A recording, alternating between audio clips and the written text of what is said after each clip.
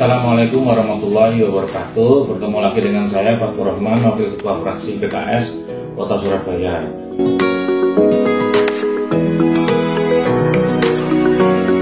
Sore ini saya ingin berbagi cerita tentang dana kelurahan.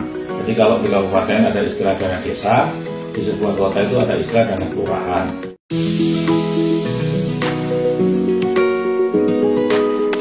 Dana kelurahan ini diambil dari APBD sebuah kota. Ya, secara umum rumusnya adalah 5% dari APBD sebuah kota berbasis Peraturan Permendagri nomor 130 tahun 2016. Jadi dana ini nanti itu akan dialokasikan ke seluruh kelurahan. Jadi seperti Surabaya misalkan ada 154 kelurahan, dananya akan di breakdown ke sana. Jadi 417 miliar di tahun 2022 itu akan di breakdown ke seluruh kelurahan di Kota Surabaya.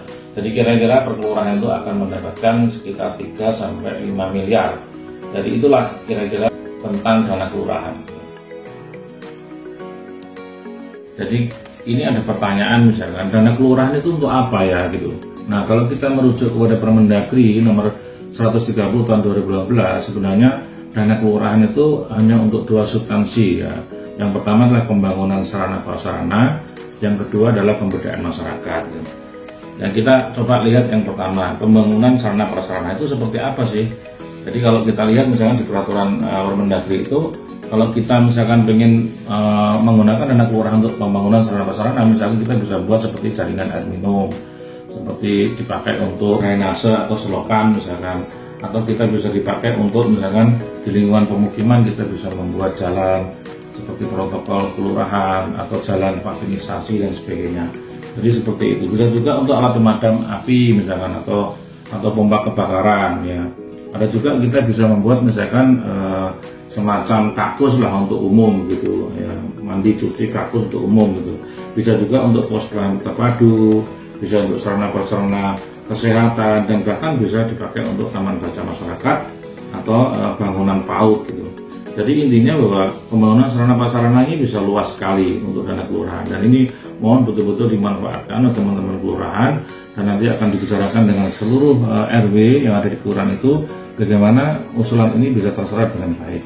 Nah, khusus Kota Surabaya untuk dana kelurahan memang agak dibatasi ya, karena kan kita keterbatasan anggaran. Makanya kemarin keluar Perwali nomor 45 tahun 2021 itu membatasi supaya pembangunan misalkan ya sarana prasarana itu kemudian ada yang bisa dimasukkan ke dana kelurahan, nanti yang besar-besar nilainya itu nanti cukup dimasukkan ke musrenbang kecamatan yang mungkin akan dilakukan bulan Februari tahun 2022. Jadi contohnya misalkan di Perwali itu diatur misalkan, jadi untuk pembangunan pavinisasi misalkan itu maksimal yang lebarnya 2 meter.